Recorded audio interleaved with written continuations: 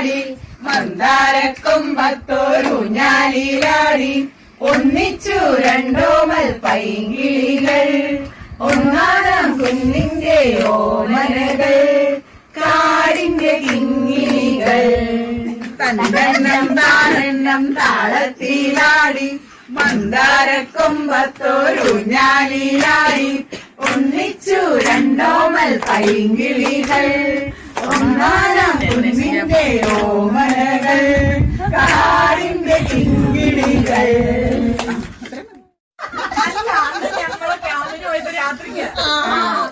അങ്ങനെ പറയാ ആ വിഗ്രഹം കുറഞ്ഞു പോയില്ല.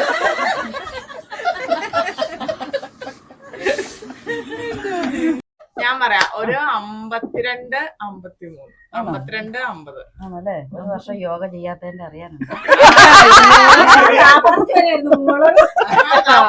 എപ്പോഴും 45 നടന്നേ.